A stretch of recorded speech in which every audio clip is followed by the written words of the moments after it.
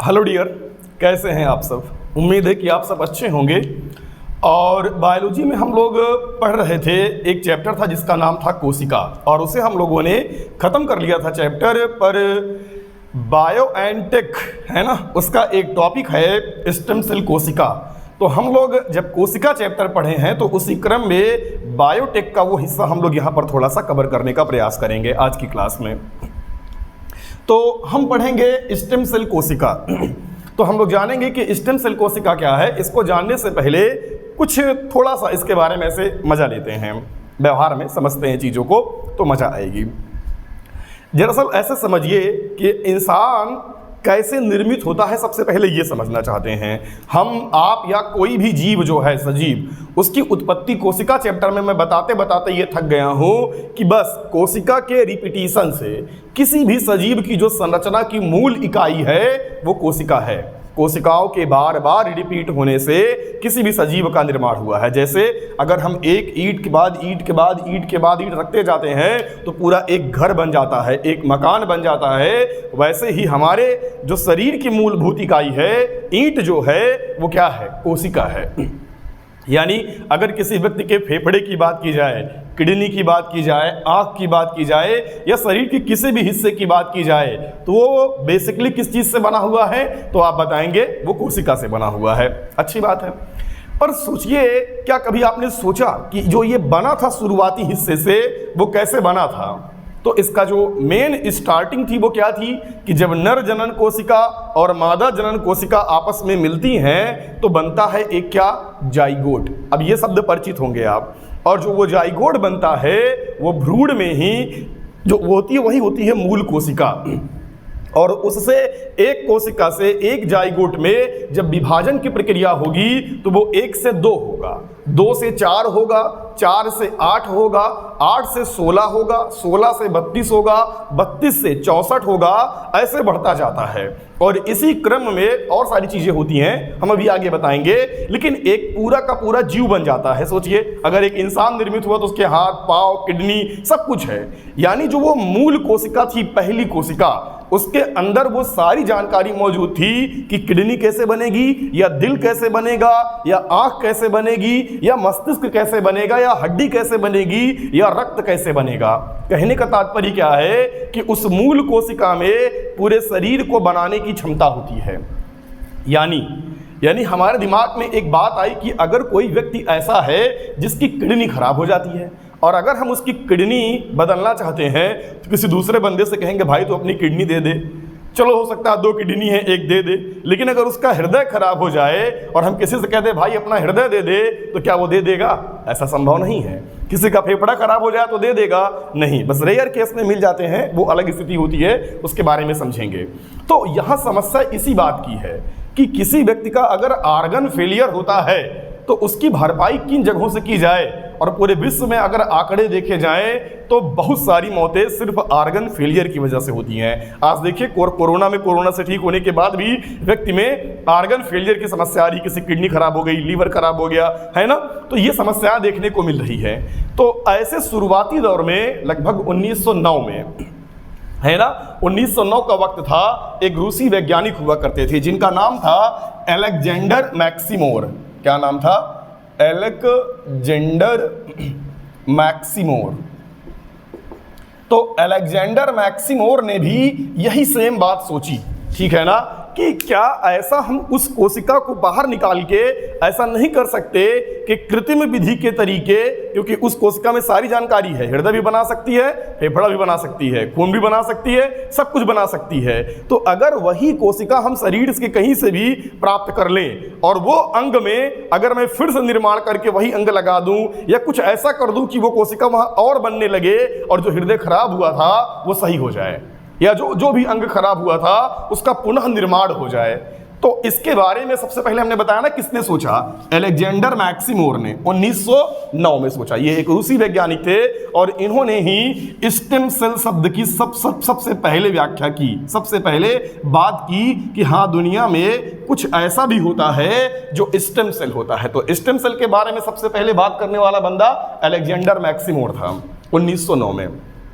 साहब ने क्या समझा, उन्होंने बता, देखो स्टेम शब्द का मतलब होता है धड़ा। हिंदी में धड़ा मतलब समझते हैं, जैसे अगर मान लीजिए कोई एक पौधा हो, वनस्पति विज्ञान में समझा जाए, उसे कट कर दो, जहां गांठ रहेगी जिस हिस्से से कलियां निकलती हैं, पूरे पौधे का निर्माण हो जाता है, उसी को हम बोलते हैं धड़ा, एक छोर, है ना।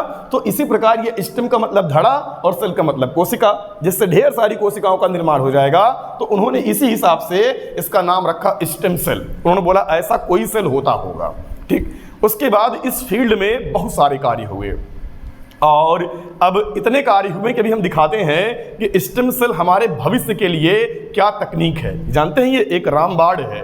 रामबाण का मतलब, अगर स्टेम सेल तकनीक आज से 100 साल बाद या 200 साल बाद अपने चरम अवस्था में जब पहुंचेगी ना, तो आप याद रख लीजिएगा, ये इंसान को वो बना सकती है कि आदमी किसी रोग से तो नहीं मरेगा। स्टेम सेल के अंदर ये क्षमता है, यानी इंसान को अमर बनाने की क्षमता रखती है स्टेम सेल कोशिका। अभी हम देखते हैं कितनी काम की है ये स्टेम सेल कोशिकाएं। चलिए, तो उन्होंने इस बारे में बेसिकली समझा। अच्छा, उन्होंने क्या देखा कि स्टेम सेल के बारे में आखिर हमने अध्ययन करना चालू क्यों किया, तो हमने ये देखा कि स्टेम सेल में, यानी जो मूल कोशिका होती है, इसे हम ब्लैंक कोशिका भी कहते हैं, ठीक ना, ब्लैंक सेल भी कहते हैं। इनमें 2 गुण पाए जाते हैं। एक गुण जो होता है वो होता है स्वनवीनीकरण का गुण। स्वनवीनीकरण, स्वनवीनीकरण का मतलब क्या होता है, ये अपने आप को निर्मित करती हैं, 2, 4, 8, 10 मतलब बढ़ती जाएंगी, है ना। तो इनमें जो पहला गुण होता है इन कोशिकाओं में, वो होता है स्वनवीनीकरण का गुण, और साथ ही साथ ये इनके अंदर प्लूरीपोटेंसी की क्षमता पाई जाती है। यानी ये जो कोशिकाएं होती हैं ये बहुआयामी होती हैं। बहुआयामी का मतलब क्या होता है, ये अधिक से अधिक अंगों का निर्माण करने में सक्षम होती हैं, जो स्टेम सेल कोशिकाएं होती हैं, और साथ ही साथ ये अपनी संख्या को भी तेजी से बढ़ाती हैं। तो यह गुण पाया जाता है स्टेम सेल कोशिकाओं में, जो किसी भी अंगों का निर्माण कर सकती हैं, बहुआयामी प्लूरीपोटेंसी का गुण दर्शाती हैं, और साथ ही साथ इनमें स्वनवीनीकरण की क्षमता होती है। यानी ये अपने आप को भी बनाती हैं, नष्ट नहीं होती, जीवन पर्यंत ये चलती रहती हैं, है ना। चलिए, स्टेम सेल कोशिकाओं में ये विशेषताएं देखी जाती हैं कि इनमें स्वनवीनीकरण का गुण था या बाकी गुण था। तो आखिर जो स्टेम सेल कोशिकाएं हैं, इनके बारे में जब और अध्ययन किया गया तो क्या और गुण देखने को मिला, वही हम समझना चाहते हैं। दरअसल जो स्टेम सेल कोशिका है, अगर इनके हम गुणों को समझना चाहें तो 2 आपने गुण पहले देखा कि इनमें स्वनवीनीकरण का गुण पाया गया और बहुआयामी होती हैं, इसीलिए स्टेम सेल कोशिकाएं हमारे लिए महत्वपूर्ण हो जाती हैं। तो जब हम स्टेम सेल को गए देखने तो स्टेम सेल में कुछ गुण पाया गया, है ना, कुछ क्षमताएं पाई गई, कुछ पोटेंशियल इसमें होता है ना। और दूसरा, ये कहीं कहीं पाई जाती हैं। तो इसका मतलब जब वैज्ञानिकों ने स्टेम सेल कोशिकाओं को बांटा तो उन्होंने 2 प्रकार से बांटा। पहला बांटा इनके पोटेंशियल के आधार पर। किसके आधार पर? पोटेंशियल के आधार पर, यानी क्षमता के आधार पर। और दूसरा स्टेम सेल कोशिकाओं को बांटा, ये जो पाई जाती हैं, जहां पाई जाती हैं उसके आधार पर, यानी कहां पाई जाती हैं। तो ये कहां पाई जाती हैं इस आधार पर अगर देखा जाए तो यानी पाए जाने के आधार पर, यानी ये जहां स्थित होती हैं स्थिति के आधार पर। तो 2 आधार पर हम लोगों ने स्टेम सेल कोशिकाओं का वर्गीकरण कर दिया। पहला क्षमता के आधार पर और दूसरा ये जहां पाई जाएंगी उसके आधार पर। तो अगर हम क्षमता के आधार पर देखें तो जो सबसे पहली स्टेम सेल कोशिका होती है ना, जो पहली स्टेम सेल कोशिका होती है उसे हम बोलते हैं टोटी। हाँ, ये नल वाली टोटी नहीं है, टोटीपोटेंट स्टेम सेल। यानी जो पहला स्टेम सेल होता है उसका नाम है टोटीपोटेंट स्टेम सेल, ठीक है ना। टोटीपोटेंट के बाद जो आता है उसका नाम होता है पॉलीपोटेंट,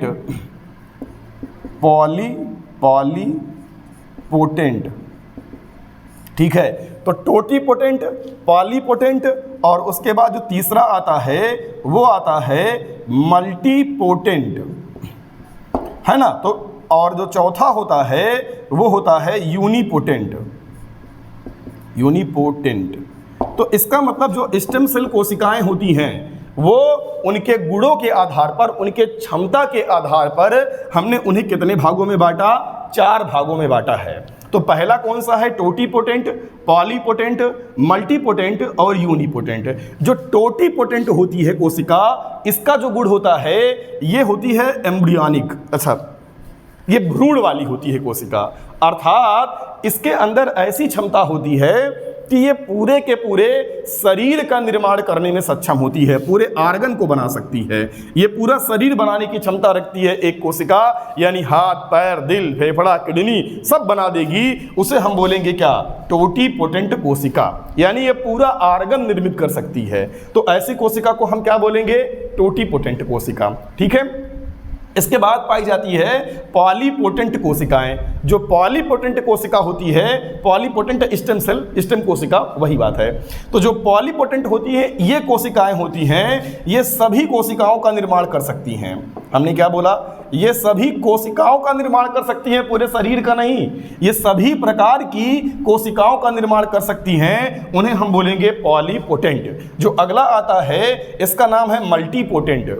तो जो मल्टीपोटेंट होती हैं ये एक से अधिक प्रकार की कोशिकाओं को बना सकती हैं, मतलब 2-4 प्रकार की कोशिकाओं को बना सकती हैं, सारी कोशिकाओं को नहीं बना सकती। यानी ये एक से अधिक प्रकार के कोशिकाओं का निर्माण कर सकती हैं, सभी की नहीं कर सकती। और जो यूनिपोटेंट होती हैं, इनका नाम से लग रहा है ना यूनि, यानी केवल एक, तो ये एक प्रकार की ही कोशिका को निर्मित करती हैं, एक ही प्रकार की कोशिका का निर्माण करेंगी। जैसे हमारे शरीर में अगर आप ध्यान से समझे तो जो रक्त होता है ना, रक्त आरबीसी, इसकी उम्र होती है 120 दिन शायद, या जितना दिन भी होती होगी, उतने दिन में जो रक्त की कोशिकाएं होती हैं आरबीसी, वो नष्ट हो जाती है।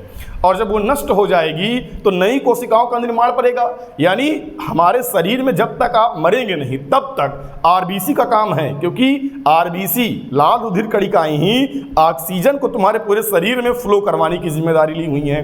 तो आरबीसी पक्का चाहिए। और आरबीसी हमने बताया ना मरती भी हैं, ये कोशिकाएं मरती भी हैं। जब ये कोशिकाएं एक बार मर जाएंगी तो दोबारा इनकी हमें आवश्यकता पड़ेगी। तो लाइफ टाइम तक जब तक हमें कोशिका की आवश्यकता पड़ेगी आरबीसी की, उनको बनाने की जिम्मेदारी किसकी है? यूनिपोटेंट कोशिकाओं की। बात समझ आया? तो ये कोशिकाएं सिर्फ एक ही प्रकार की कोशिकाओं को बार बार निर्मित करेंगी। लेकिन याद रखिएगा मूल रूप से ये भी बनी थी टोटीपोटेंट से। बात समझ आया? जैसे अगर हम बात करें, जो हमने बताया कि जो मतलब वो था जाइगोट, और जाइगोट में ऐसा गुण था कि वो हर एक अंग का निर्माण कर सकता है, हर एक प्रकार की कोशिका में बदल सकता है। यानी जो हमारा पहला सेल था जो टोटीपोटेंट था, अगर ये टोटीपोटेंट यानी हृदय की कोशिकाओं का निर्माण कर दे तो अब ऐसा नहीं होगा कि हृदय वाली कोशिकाएं अब फेफड़े का निर्माण कर दें, ऐसा नहीं होगा। यानी टोटीपोटेंट एक बार अगर किसी में बदल जाएगी तो दोबारा फिर से वो रिवर्स नहीं होगी, ये सामान्यतः होता है। तो इसका मतलब क्या हुआ? ये बड़े काम के सेल हैं।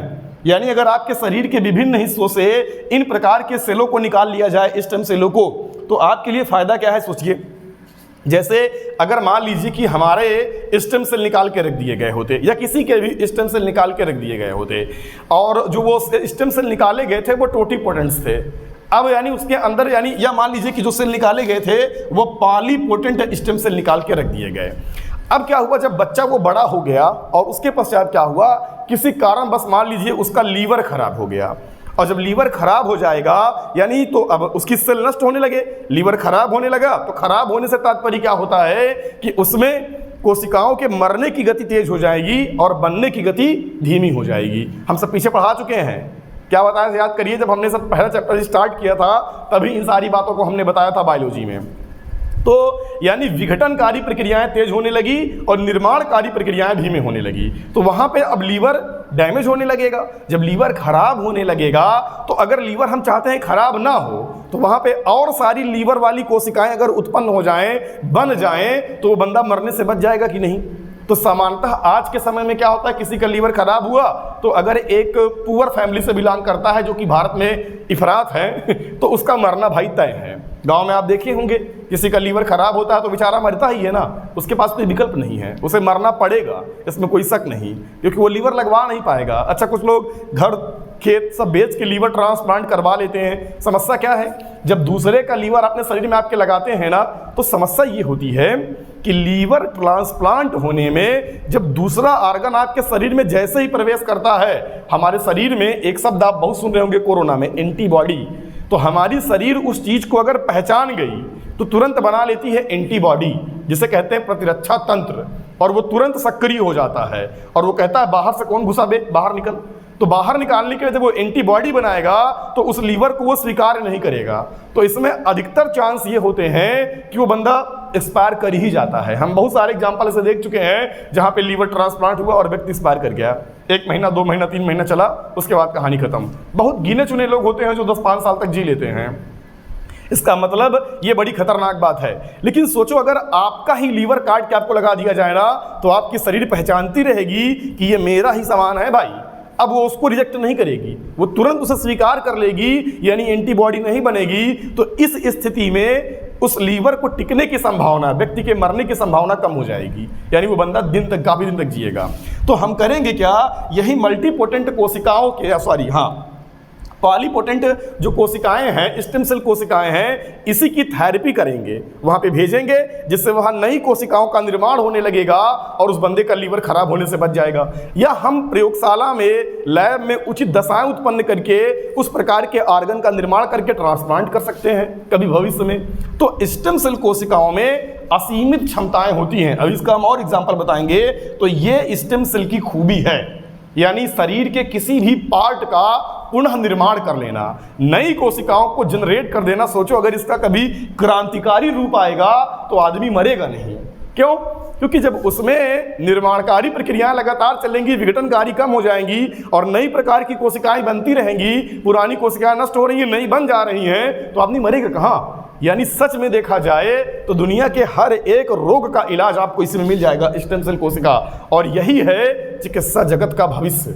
कभी 200 साल बाद, 300 साल बाद ये देखने को मिलेगा डियर। आप सोचिए मत, अभी आपको लग रहा होगा सर ये क्या हाइपर टाइप की बात बता रहे हैं, सब झूठ टाइप का लग रहा है ना। ऐसा बिल्कुल नहीं। याद करिए, शुरू में किसी ने कल्पना नहीं की रही होगी कि हम मोबाइल पे यहाँ से बात करेंगे तो कहीं और आवाज़ सुनाई देगी। आज हो रहा है ना ऐसा।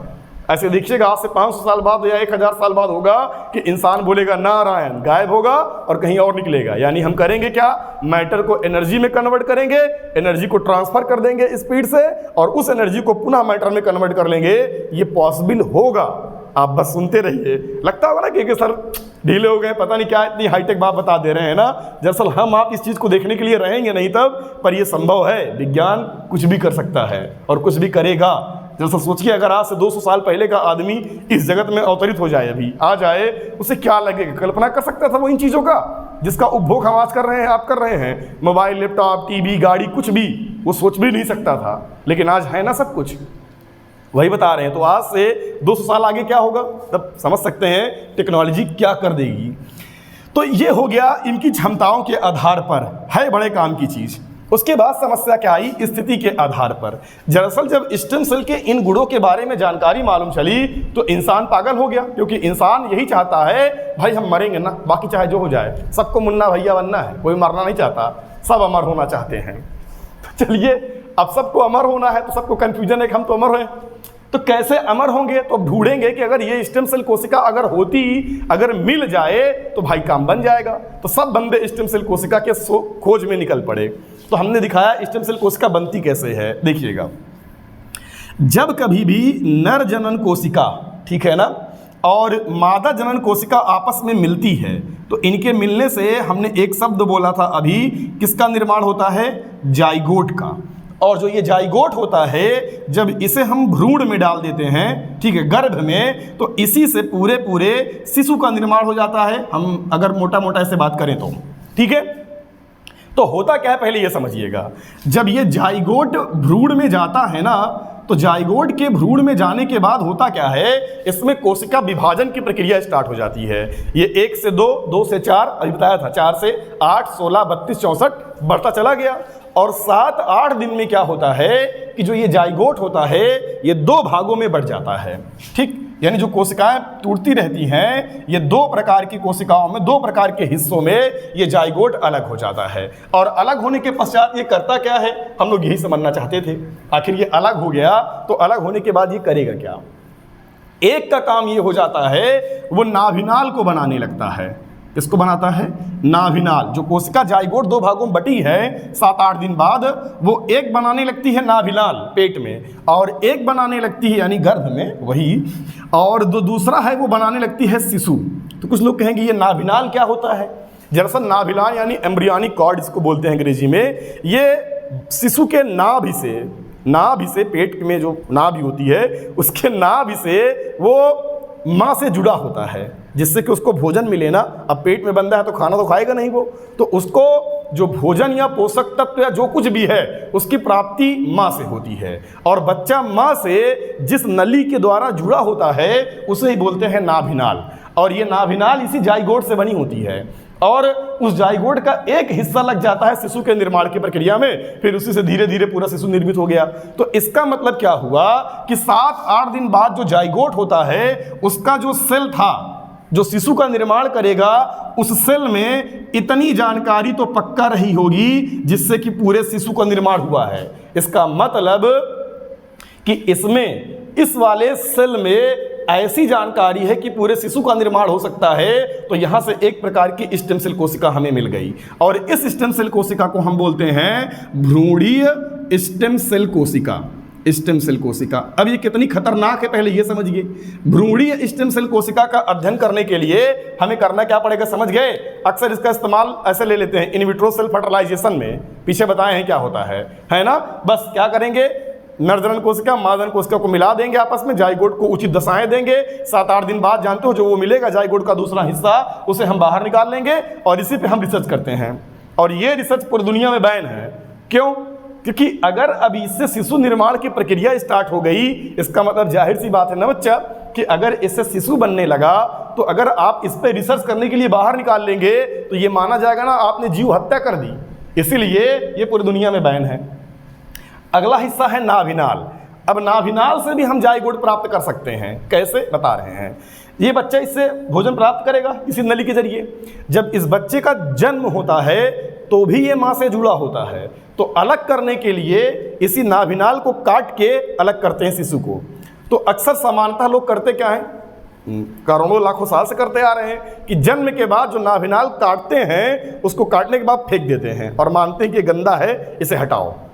लेकिन ऐसा कुछ है नहीं। सबसे इंपॉर्टेंट फैक्ट यही था, जो नाभिनाल होता है, जो एम्ब्रियोनिक कॉर्ड होती है, वो कॉर्ड भी स्टेम सेल कोशिका का एक महत्वपूर्ण स्रोत होती है।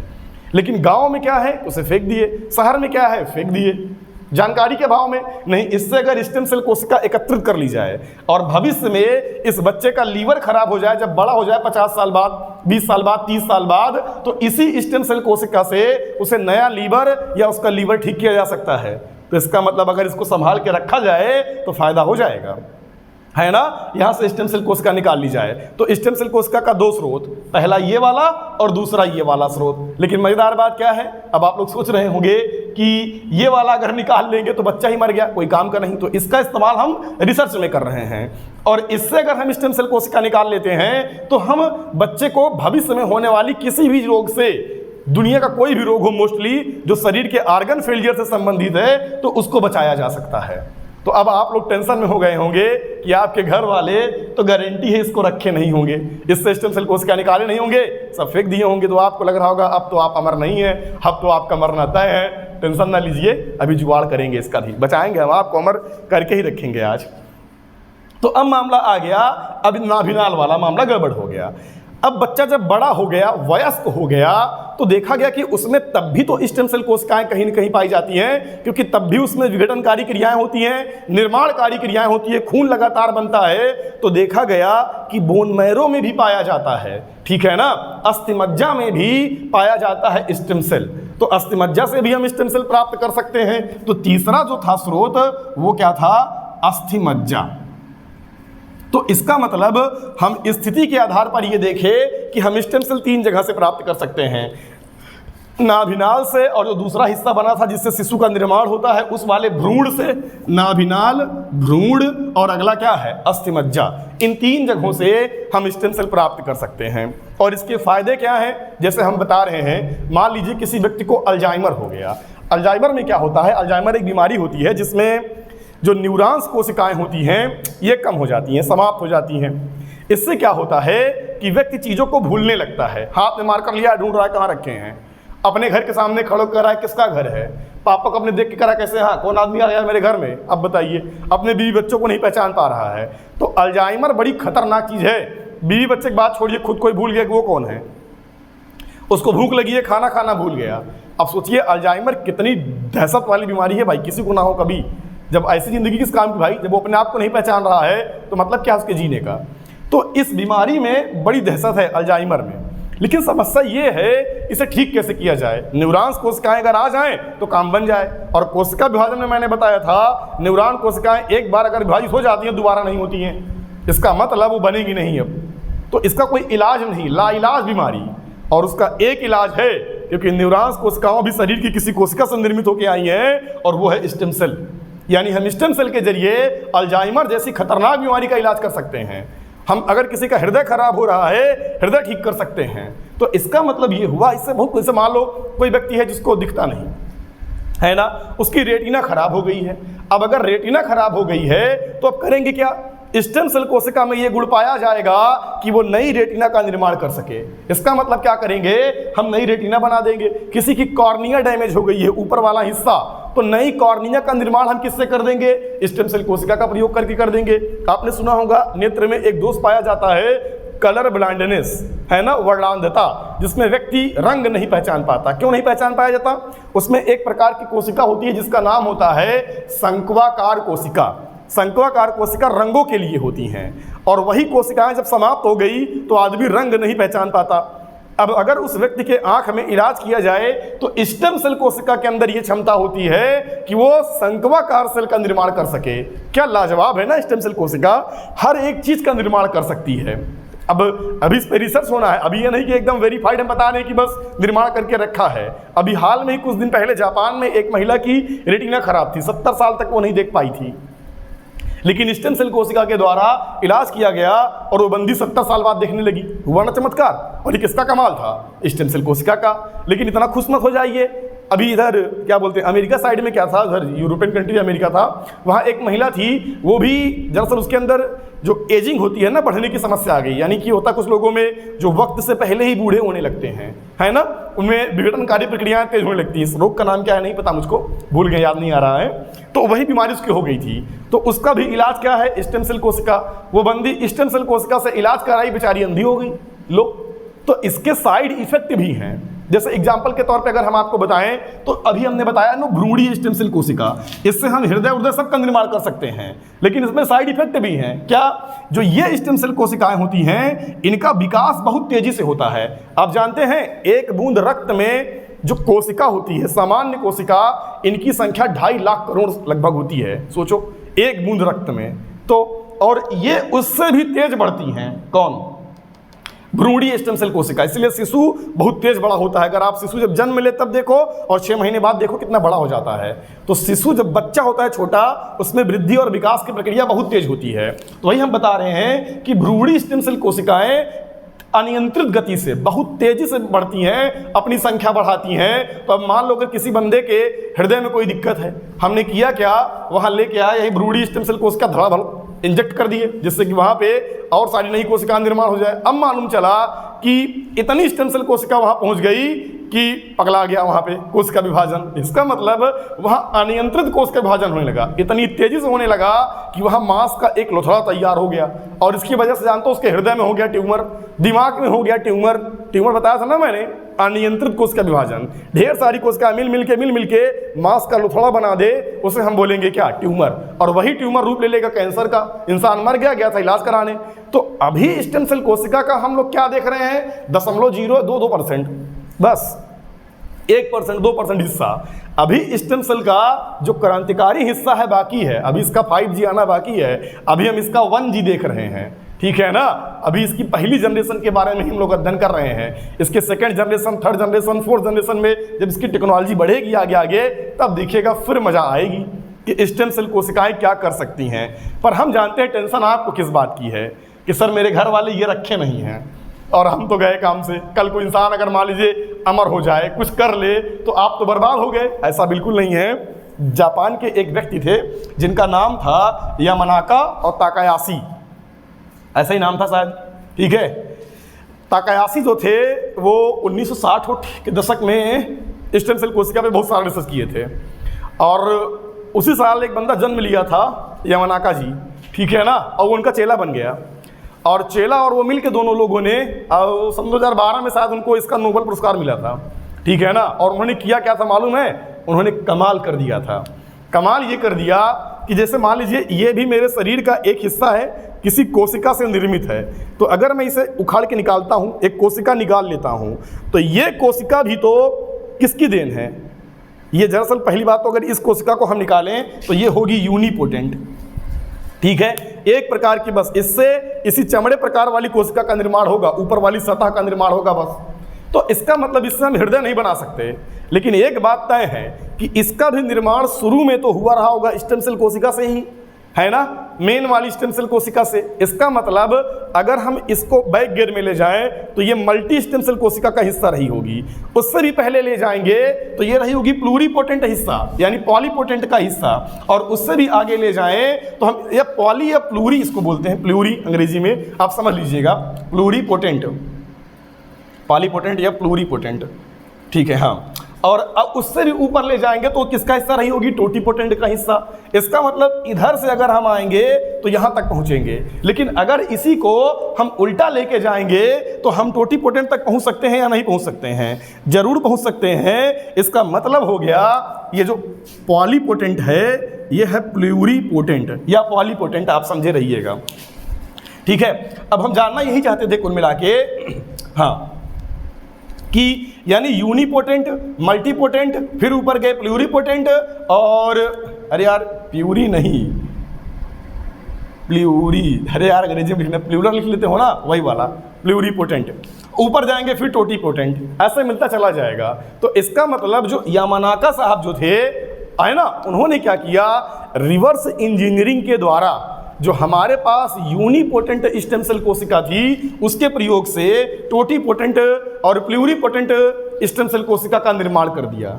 यानी अब आपको इस बात की चिंता नहीं है कि आपके घर वाले अगर किसी बैंक में ले जाके नाभिनाल से स्टेम सेल कोशिका जमा नहीं किए तो आप बर्बाद हो गए। ऐसा बिल्कुल नहीं। कुछ लोग सोच रहे होंगे बैंक में जमा करते हैं, हाँ बैंक में जमा करते हैं। स्टेम सेल बैंक बनाई गई इन कोशिकाओं को संचित करने के लिए। तो जो बड़े बड़े लोग थे, पैसे वाले लोग थे, वो लोग क्या करते थे, जब बच्चा जन्म लेता था तो नाभिनाल काटने के बाद स्टेम सेल कोशिका निकाल के बैंक में जमा करा के रखते थे और पैसा लगता था। आपको जान के आश्चर्य होगा, आपके पापा लोग जानते होंगे, शुरू में इसका मतलब टीवी में, रेडियो में प्रचार आता था इस बात का लेके कि अपने बच्चे को जन्मदिन का सबसे बड़ा तोहफा दें, उसकी स्टेम सेल कोशिका को फलाना बैंक, ढिकाना बैंक, स्टेम सेल बैंक में ले जाके सुरक्षित रखा है, जिससे कि भविष्य में उसके आर्गन की समस्या के लिए समाधान हो सके, दुनिया भर का तामझाम। तो पैसा लगता है, तो ये गरीब व्यक्ति की बस की बात नहीं है ना। और तब लोग जागरूक भी इतने नहीं थे, जैसे अभी आधे लोग को ना पता होगा स्टेम सेल कोशिका क्या होती है, तो समझ लीजिए दिक्कत की बात क्या थी।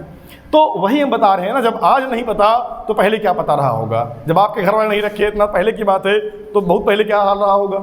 तो वही हम बता रहे हैं कि फिर जो यामानाका और भाई साहब थे उनके, है ना, उन दोनों लोगों ने मिलकर क्या किया, रिवर्स इंजीनियरिंग से किसी भी कोशिका को पकड़ा दो, लेंगे खट से और उल्टा करके बना देंगे स्टेम सेल कोशिका, जिससे किसी भी अंग का निर्माण हो सकता है। तो इसीलिए उनको नोबेल पुरस्कार मिला था। तो आज अब हम लोग चिंता मुक्त हैं कि आपके घर वाले नहीं रखे हैं, बैंक में नहीं रखे, भाड़ में जाए, बस क्या करेंगे, एक सेल निकालेंगे और बना देंगे स्टेम सेल कोशिका, है ना, प्लूरीपोटेंट वाली। चलिए ठीक है, तो हम लोग ये समझ गए स्टेम सेल कोशिका।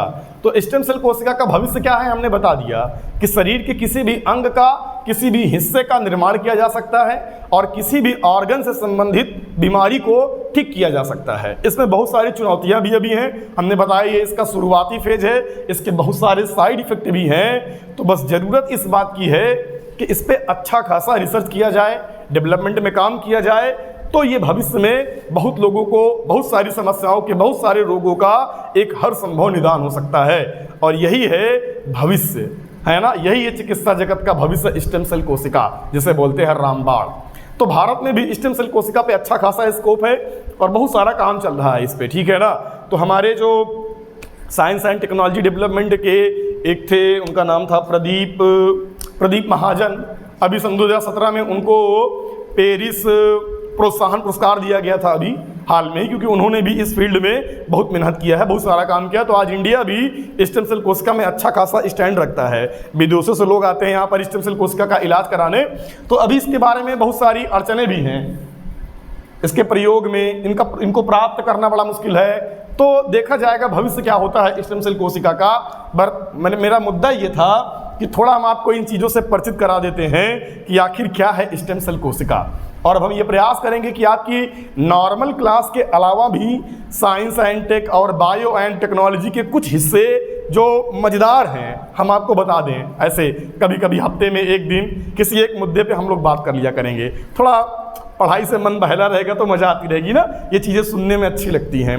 चलिए ठीक है, देखते हैं फिर जैसा होगा अगली क्लास में कौन सा टॉपिक हम आपको बताते हैं, पर मज़ेदार टॉपिक बताएंगे। ठीक है, बाकी अभी आपकी क्लास चलती रहेगी। इस टाइप के वीडियो आपको अगले सप्ताह में मिलेगा। तो हर सप्ताह में एक बार बायोटेक या साइंस टेक का हिस्सा हम लोग पढ़ेंगे। बाकी नॉर्मली क्लास आपकी चलती रहेगी। बस ये कॉमेडी या मज़े के लिए था। ठीक है, मिलते हैं। Best of luck.